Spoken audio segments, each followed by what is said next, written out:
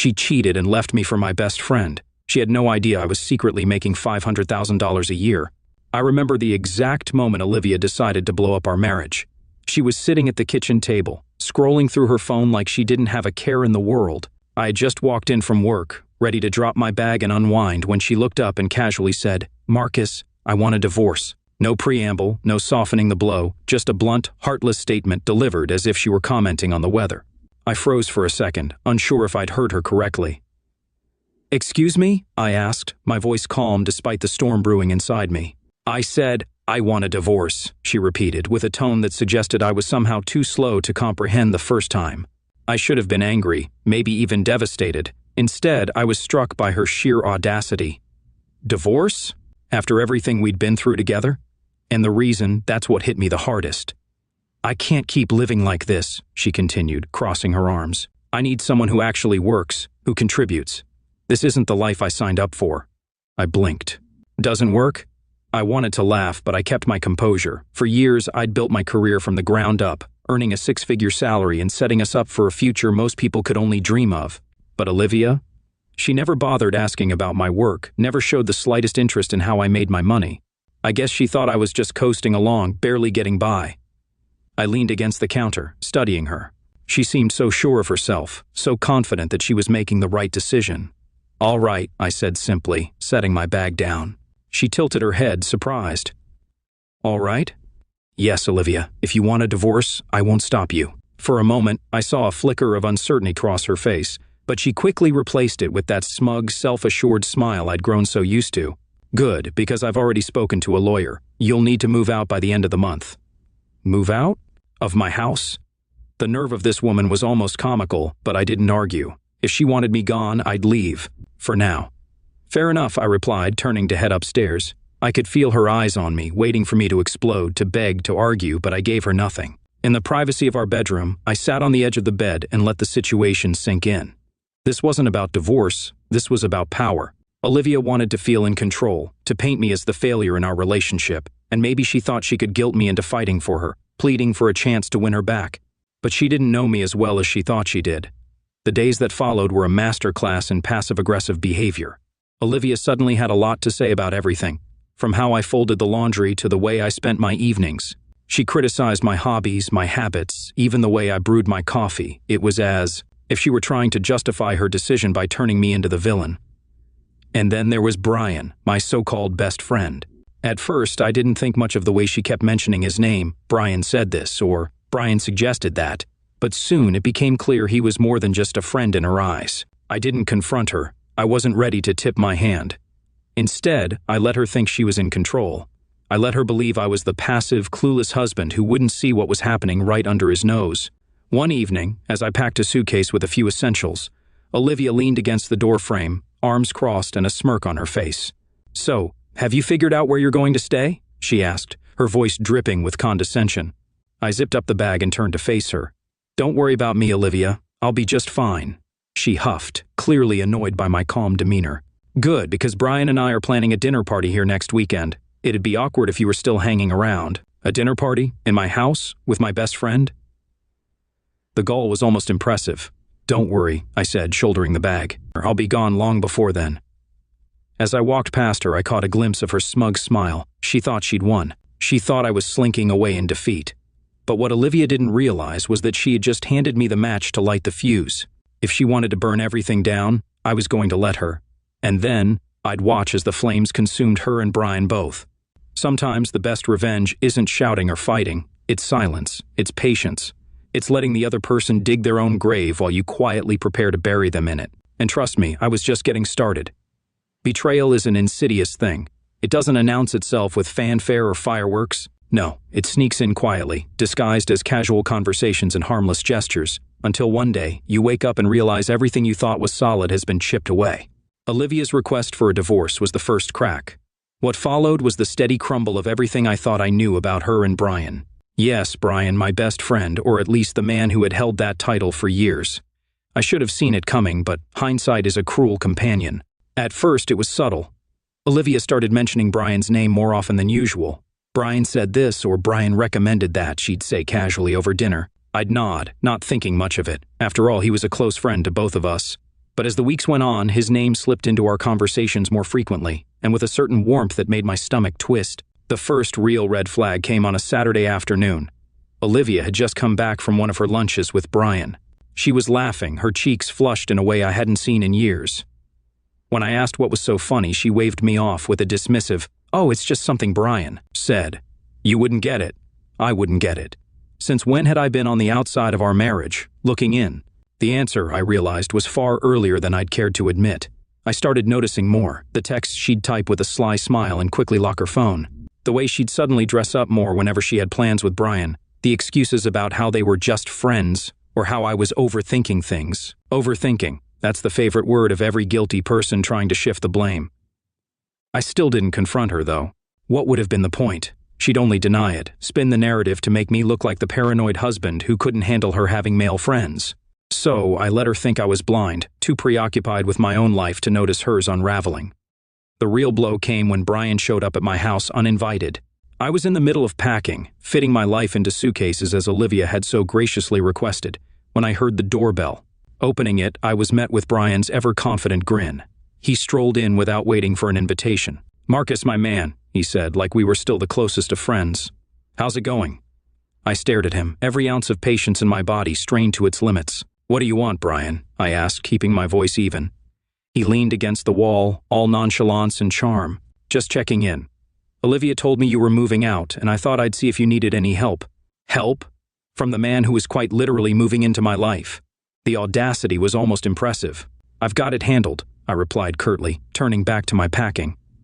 Brian lingered, and when I glanced over, I could see the wheels turning in his head. He wasn't just here to check in, he was here to rub it in, to stake his claim. "Listen," he said, his voice taking on a tone he probably thought sounded sincere. "I know this must be hard for you, but things happen. You know?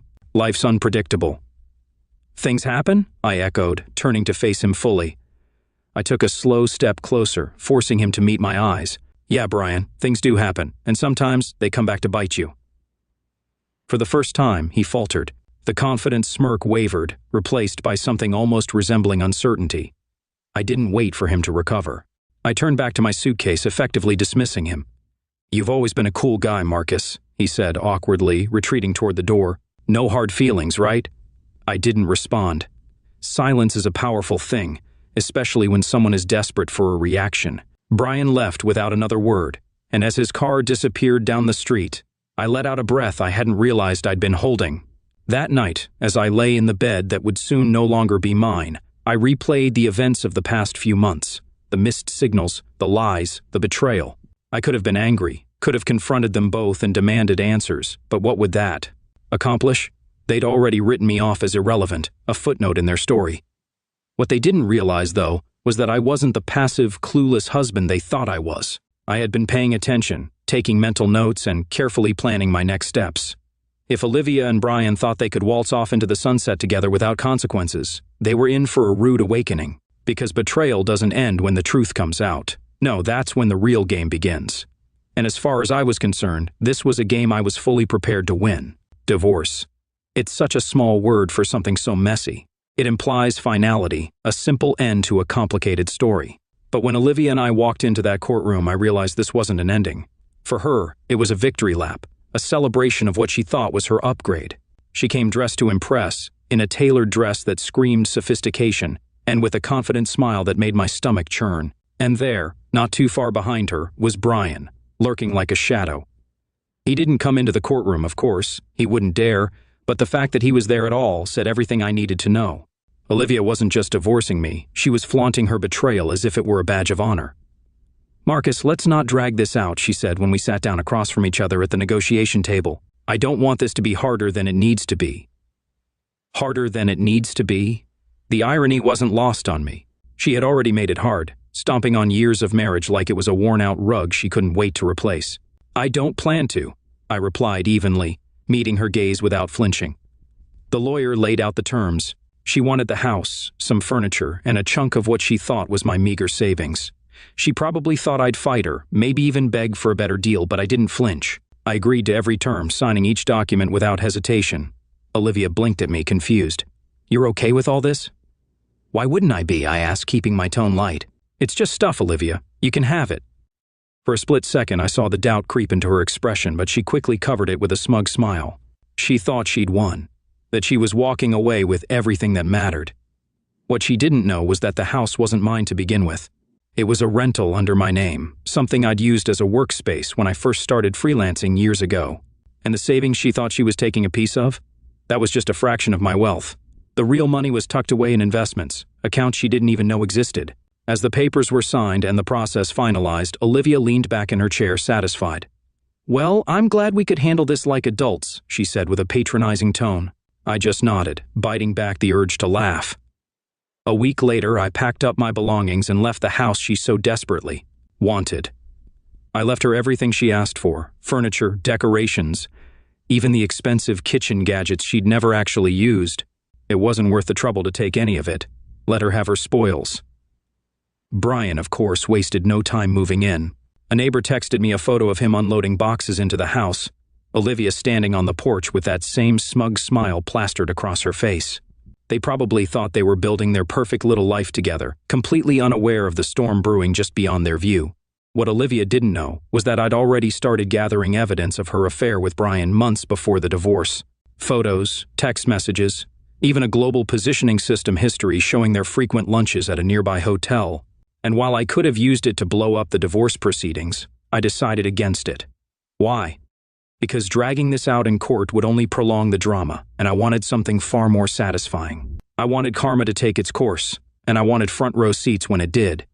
In the weeks that followed, I settled into my new life. My career continued to thrive, and my income grew even further as new opportunities rolled in. Meanwhile, Olivia and Brian were busy parading their relationship around town, convinced they were the picture of happiness. I didn't react. I didn't call. I didn't text. My silence was deafening, and I knew it would eat away at them eventually. One day, I received a message from a mutual friend. "Marcus, did you know Olivia's throwing a housewarming party? She and Brian are really leaning into this whole thing." I just chuckled to myself. Of course they were. Olivia was the type who needed validation from others, who thrived on the illusion of success. She didn't realize that her shiny new life was built on a foundation of lies, and that foundation was already starting to crack. As I sat in my new apartment that evening, looking out over the city skyline, I couldn't help but feel a sense of peace. Olivia thought she'd won, but she had no idea what she'd really lost. And Brian? Well, he was about to learn that taking something that wasn't his came with a price. I wasn't rushing. Revenge, after all, is a dish best served cold, and I was just getting started. I'm not sure what Olivia expected when she and Brian decided to make their affair official. Maybe she envisioned a picture-perfect life, complete with weekend brunches, romantic vacations, and the glow of a new relationship. If so, she was in for a rude awakening. It didn't take long for the cracks to show. I stayed quiet, of course. There was no need to intervene. They were digging their own graves just fine without my help. The first sign of trouble came through whispers from mutual acquaintances. A friend of mine mentioned that Olivia and Brian were already struggling to maintain their new dream life. "She's hosting all these dinner parties, trying to show off," my friend said. "But I hear Brian's been overspending and they're behind on the bills." I wasn't surprised. Brian had always been the kind of guy who wanted the lifestyle without the work. He liked expensive suits, flashy cars, and fine dining, but he didn't have the discipline or the income to sustain it. Olivia apparently hadn't realized she traded financial stability for a man who was all show and no substance. Then there was the gossip about their arguments. They weren't the couple everyone thought they were. People talked about the shouting matches that could be heard through the walls of their rented house. Yes, rented. The house Olivia had been so smug about taking in the divorce was gone. She'd been forced to sell it after realizing she couldn't afford the upkeep. One day I got a call from an old neighbor. "Marcus, you won't believe this," she said, barely able to contain her laughter. "Olivia and Brian had the landlord banging on their door this morning. They're behind on rent." I leaned back in my chair, a smile creeping onto my face. "Oh, how far behind?" 3 months, she said. "They're trying to act like it's no big deal, but you can tell they're struggling." It was poetic, really. The life they'd so proudly built on betrayal was crumbling under the weight of their own arrogance. Meanwhile, I focused on my own life. My income had grown exponentially since the divorce, and I was busier than ever with new projects and opportunities. I poured myself into my work, building something real and lasting, while Olivia and Brian stumbled through their hollow relationship. Then, out of the blue, Olivia reached out. She sent me a text one evening, pretending to be friendly. "Hi Marcus, I hope you're doing well. Just wanted to check in and see how things are going for you." I stared at the message for a moment, debating whether to respond. I could feel the underlying desperation in her words. She wasn't checking in, she was fishing. Still, I decided to play along.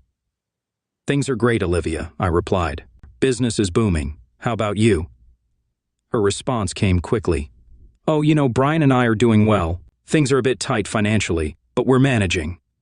I almost laughed. Managing? That was putting it generously. The real kicker came a week later.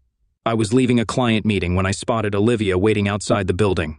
She looked different, tired, stressed, and not nearly as put together as she used to be. "Marcus," she called, her voice tinged with something I hadn't heard from her in years, uncertainty. I approached her, keeping my expression neutral. "Olivia, what brings you here?" She hesitated, fiddling with the strap of her purse. I wanted to talk. Things have been tough lately, and I thought maybe we could catch up. Catch up? I knew exactly what she wanted, but I wasn't about to make it easy for her. "I'm a little busy," I said, "but I hope things improve for you." She forced a smile, but I could see the cracks beneath it. As I walked away, I couldn't help but feel a sense of satisfaction. This was karma at its finest. Olivia and Brian had thought they were trading up, but they didn't realize the price of their choices. Now they were stuck in a life they couldn't afford, struggling to keep up appearances while the walls closed in around them. The best part? I didn't have to lift a finger. They had done this to themselves, and I was content to watch from a distance as they reaped what they had sown. Their perfect little world was falling apart, and I hadn't even started my revenge yet. The thing about revenge is that it doesn't always need to be loud. Sometimes the sweetest victories are the ones where you don't have to say a word. You just let the truth do the talking, and the results speak for themselves. That's exactly what I did.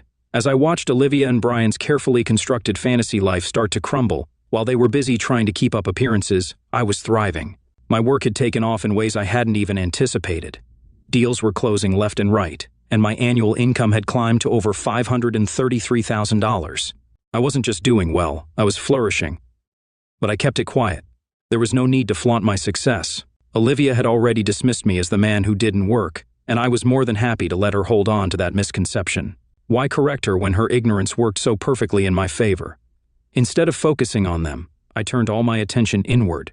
I upgraded my apartment to a sleek, modern space in the heart of the city, a place that reflected my new life, floor-to-ceiling windows, smart technology, and a view of the skyline that was nothing short of breathtaking. It was a home built on my own hard work, free of the bitterness and betrayal that had tainted the last one. My days were filled with meetings, projects, and opportunities that kept me sharp and engaged. My nights? Those were for me. I started going out more, reconnecting with old friends and making new ones. Life felt lighter, freer, and full of potential. Of course, Olivia wasn't completely absent. Every now and then, I'd get a text or hear through mutual acquaintances about her and Brian's latest struggles, the unpaid bills, the arguments, the mounting debt. Apparently, they had tried hosting a dinner party at the rental, only to have the power cut off mid-evening because they hadn't paid the utility bill. "Marcus," one friend laughed over the phone, "you should have seen it." Olivia was mortified. Brian tried to play it off like it was a mistake, but everyone knew what was really going on. I didn't laugh, though. I just nodded, letting the satisfaction wash over me. This wasn't about schadenfreude or rubbing their failures in their faces. It was about balance. They had tipped the scales with their betrayal, and now life was evening things out. One day I ran into Brian at a coffee shop. He looked haggard, his once polished appearance replaced by something more disheveled. He didn't see me at first, so I had a moment to observe. He was hunched over his laptop, his brow furrowed as he scrolled through what looked like job listings. When he finally glanced up and saw me, his expression shifted. There was no smugness, no bravado, just a flicker of embarrassment. "Marcus," he said, standing awkwardly. "Brian," I replied coolly. "How's it going?" He hesitated, his eyes darting around as if searching for an escape. "Good, just busy with work and all that." "Work, huh?" I said, raising an eyebrow. "That's good to hear." He laughed nervously, but it didn't reach his eyes. "Yeah, keeping busy, you know how it is." I just nodded, letting the silence stretch between us. He shifted uncomfortably before muttering something about needing to get back to his tasks and hurriedly excusing himself. That encounter told me everything I needed to know. Brian was struggling, and Olivia's perfect new life wasn't as perfect as she'd hoped. As the weeks went by, the messages from Olivia became more frequent.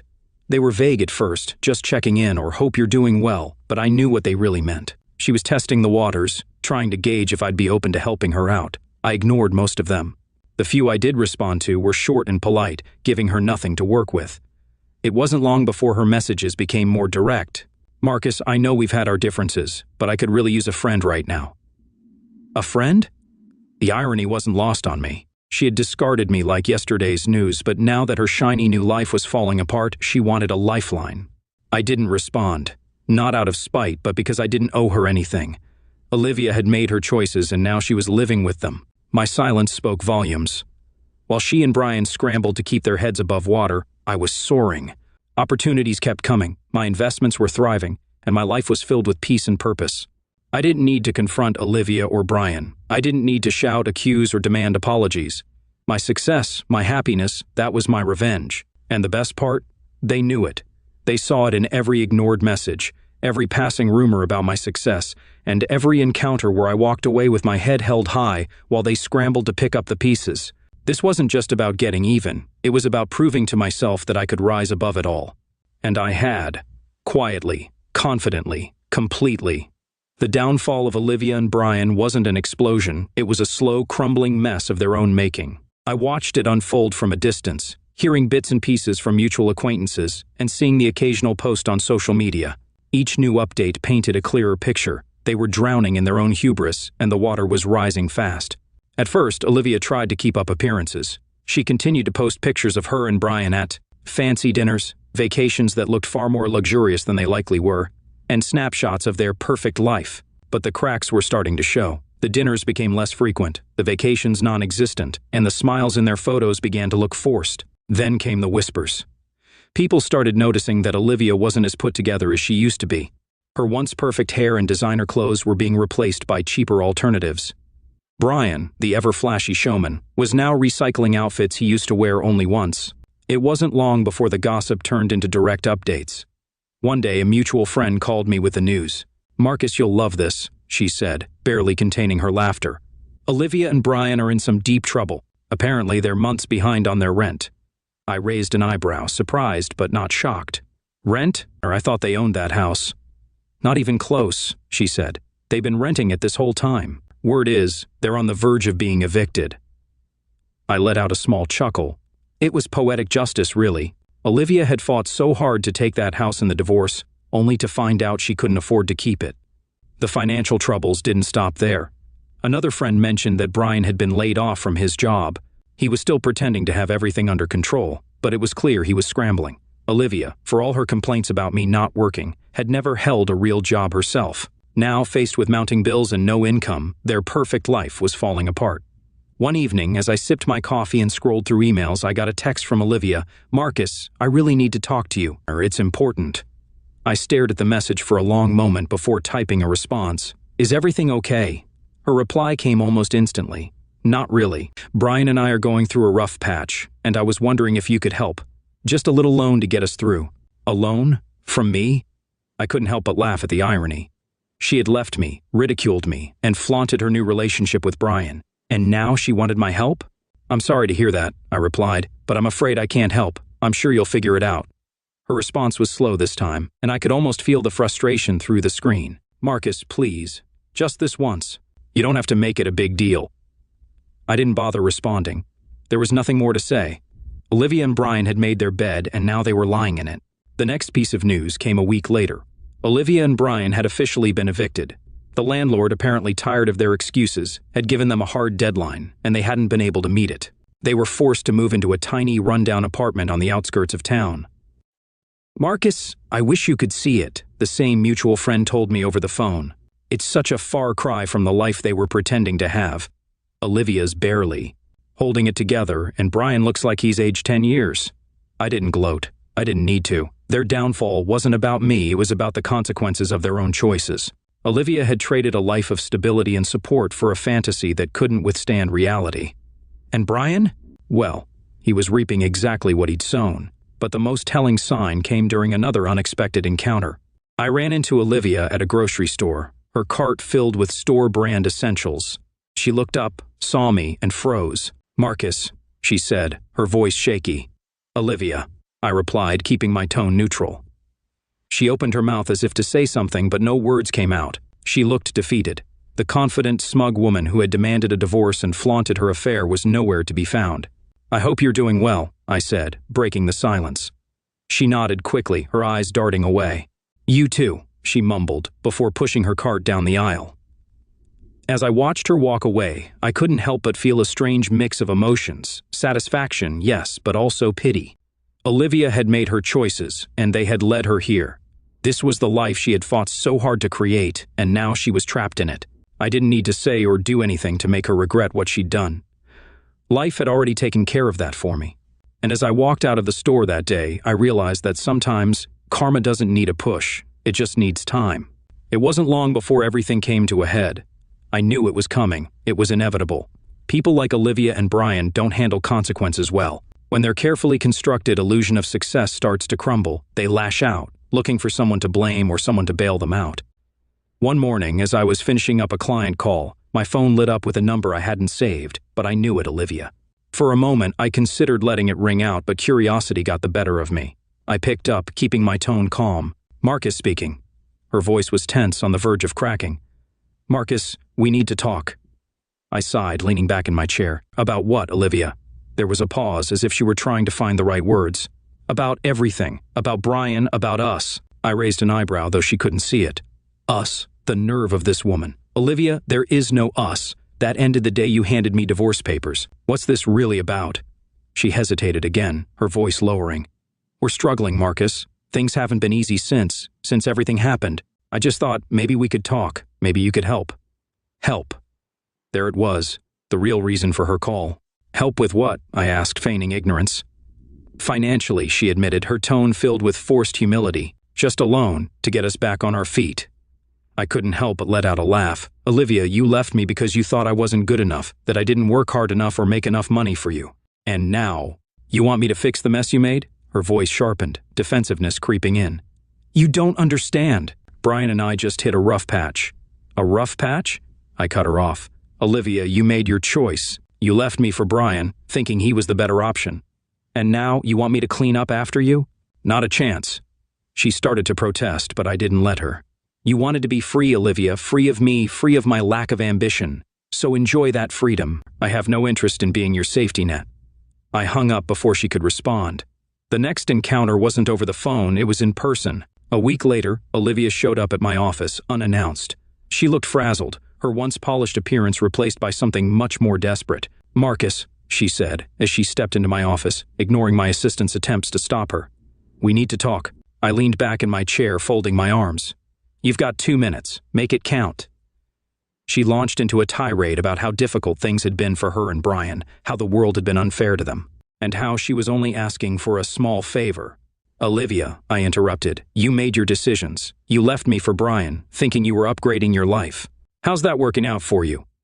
Her face flushed, anger and embarrassment mixing in her expression. Marcus, I know I hurt you, but you don't have to be so cruel. I thought you were better than this. Better than this? I laughed. You thought I was a failure, Olivia. You thought I wasn't good enough. Now you're here, begging me for help because your perfect life isn't so perfect after all. I owe you nothing. Just then, as if the universe wanted to drive the point home, Brian walked in.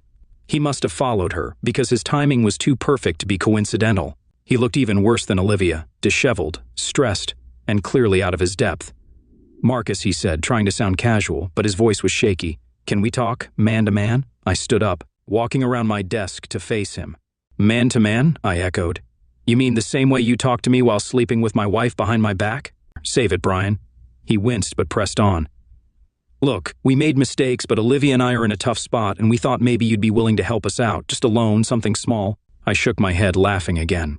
Unbelievable. You betrayed me, lied to me, and now you want me to bail you out? The audacity is impressive, I'll give you that. Brian's face turned red, his hands balling into fists at his sides. You don't have to be a jerk about it, Marcus. I stepped closer, my voice low but firm.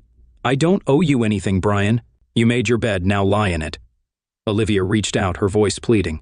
Please, Marcus, we're desperate. I turned to her, my voice calm but cold. Desperation doesn't erase betrayal, Olivia. You both made your choices, and now you're living with them. This conversation is over. Without another word, I walked to the door and opened it, gesturing for them to leave. They stood there for a moment, stunned, before shuffling out, their heads hanging low. As the door closed behind them, I felt a sense of closure.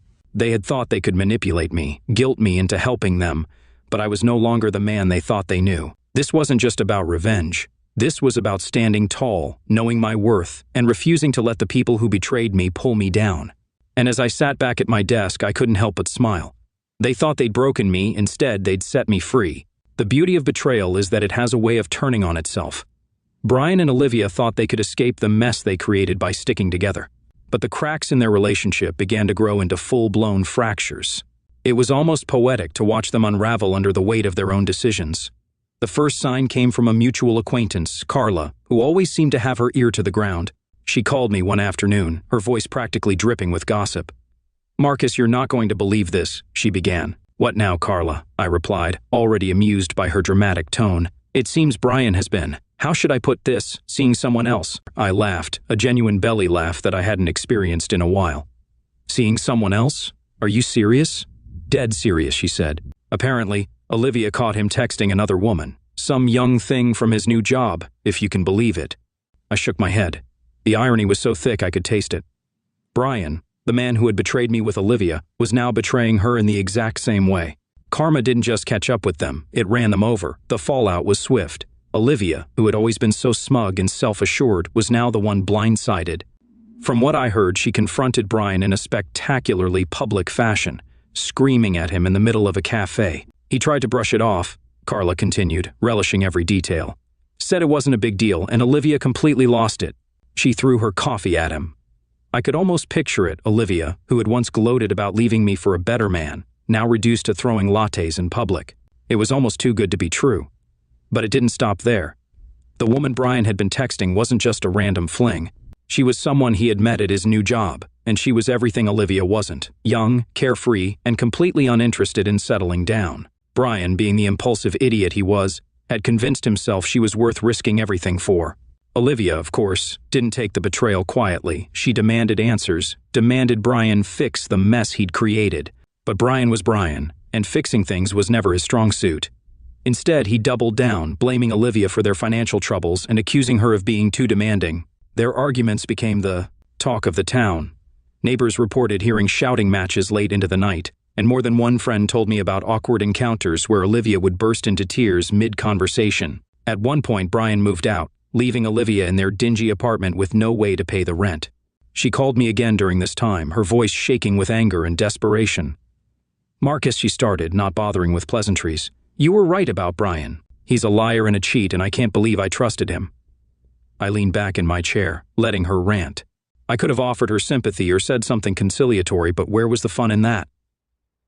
"Olivia," I said after she paused for breath, "you made your choice. You chose Brian over me, thinking he was the better man. How's that working out for you?" She was silent for a moment, and I could hear her breathing hard on the other end of the line. Finally, she muttered, "I don't need your lectures, Marcus. I need your help." "No," I replied firmly. "What you need is to learn to live with the consequences of your decisions." She hung up on me after that. From what I gathered later, Brian didn't come back. He moved in with his new girlfriend, who eventually realized he was just as unreliable as Olivia had. Last I heard, he was couch surfing, unable to hold down a job or a relationship. Olivia, on the other hand, was left to pick up the pieces of her shattered life. She had no job, no savings, and no one left to turn to. Her family had distanced themselves from her, tired of her constant drama, and even her friends had started to drift away. The very life she had fought so hard to build with Brian had turned to ash. And I didn't have to lift a finger. Karma had done all the work for me. There's a certain satisfaction in knowing that people like Olivia and Brian inevitably destroy themselves. They think they're clever, think they can manipulate and betray their way into happiness, but life has a way of humbling them. And while they were busy tearing each other apart, I was thriving. My work was flourishing, my life was peaceful, and my future was brighter than ever. The best revenge, they say, is living well, and by that measure I had won. The funny thing about hitting rock bottom, when you're the one betrayed, humiliated, and discarded, is that you find out just how resilient you really are. For me, the divorce wasn't the end, it was the beginning. A fresh start disguised as devastation. Olivia and Brian had burned the bridge behind them, but I was already building a better one ahead. After the divorce, I made one promise to myself. I wouldn't let their betrayal define me. I would rise above it, not just for the sake of revenge, but for the sake of my own peace. And that's exactly what I did. The first step was investing in myself. I upgraded my apartment to a sleek penthouse in the heart of the city. Floor-to-ceiling windows, minimalist furniture, and a view that reminded me, every day how far I'd come. It wasn't just a place to live, it was a statement, a symbol of my new life. My career, already stable, began to flourish in ways I hadn't imagined. Freed from the stress of Olivia's constant criticisms and Brian's backstabbing, I threw myself into my work with renewed focus. Clients noticed, new contracts poured in, my annual income skyrocketed, hitting $513,000 and climbing. And then there were the unexpected opportunities. My expertise and reputation in my field led to speaking engagements, partnerships, and investment offers. Every success felt like a quiet victory, a reminder that I was more than the man Olivia had underestimated. Socially, I began to rebuild as well. Old friends, who had drifted away over the years, reconnected. New friends entered my life, people who appreciated me for who I was, not what they could gain from me. I started attending events, networking with like-minded individuals, and even taking the occasional weekend trip just for fun. But the most significant change was internal. I learned to value myself in ways I never had before. For years, I had poured so much energy into keeping Olivia happy, trying to meet her impossible standards, that I had lost sight of my own worth. Now, I was reclaiming it. Therapy helped too. I won't pretend I did it all on my own.